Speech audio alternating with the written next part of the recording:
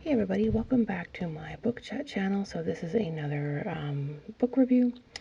This week I am doing Midnight Bayou by Nora Roberts, and as per usual I will jump into the synopsis and then go from there. Number one New York Times best-selling author Nora Roberts presents a novel set deep in the bayou of Louisiana, where the only witness to a long-ago tragedy is a once grand house. Declan Fitzgerald had always been the family maverick, but even he couldn't understand his impulse to buy a dilapidated mansion on the outskirts of New Orleans. All he knew was that ever since he first saw Monet Hall, he'd been enchanted and obsessed with it. So when the opportunity to buy the house comes up, Declan jumps at the chance to live out a dream.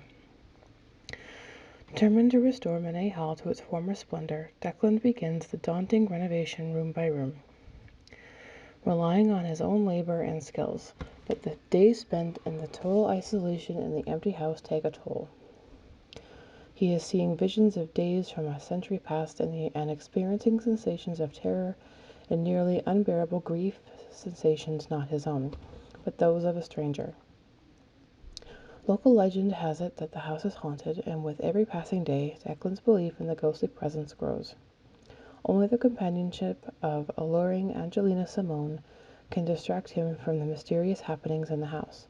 But Angelina, too, has her own surprising connection to Monet Hall, a connection that will help Declan uncover a secret that's been buried for hundreds of years. So, this was one of the first Nora Robert books that I had ever picked up many years ago already, and I happen to own the hardcover version of it. It has a very, very attractive cover. And so this time around I opted to do a reread, and I went through the audiobook for a change of pace. And I stand by the opinions and things that I had when I first read it, which was, I truly enjoyed the book. I really enjoy Nora Roberts, and everything I've read so far has not been a disappointment whatsoever. I thoroughly enjoyed all the different characters and the setting. The descriptions and things are done so well that you really feel like you're there and you can picture everything that's going on. And it doesn't matter whether it's this book or any of her other ones. I find that all tends to be true.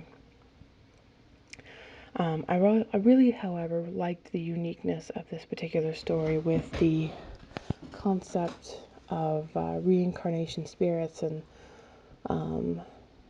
the story in which that was brought up and how it all plays out and brings past and present events together. I really liked, the relationships that are formed and how that all comes about.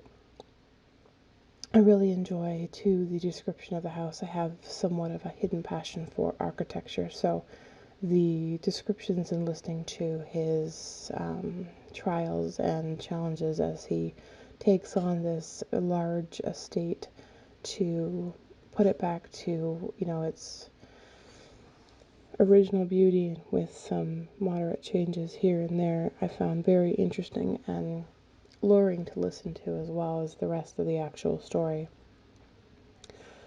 I'd have to say, overall, I rated this book 4 out of 5 stars, and the only reason why I knocked off a star was because I found myself wanting a little bit more from the ending. I found that I really wanted the bigger confrontation between ghosts and the situation to be resolved a little bit differently than what it was.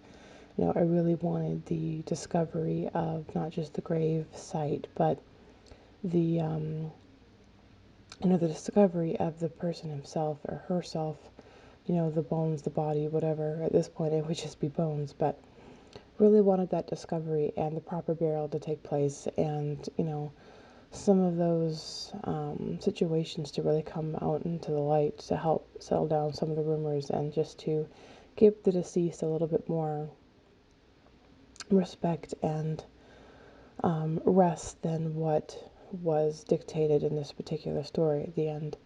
Um, it actually had me thinking about another one of her series that did something similar to this, and I liked the ending in that one better. It was just a better way, or a better setup in my personal opinion, and I found myself wanting something similar in this one, and that because that didn't really come to pass, I found myself wanting more from this particular story in the end.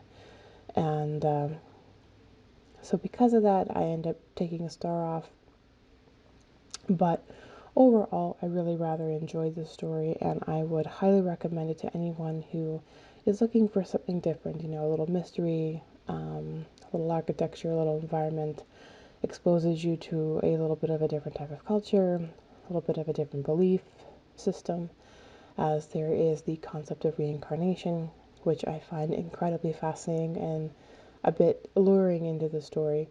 Um, so yeah, that is are my thoughts and opinions on Midnight Bayou by Noah Roberts. I hope you all enjoyed my take on this particular story, and that if you're interested, that you make the effort to pick it up and try it for yourself.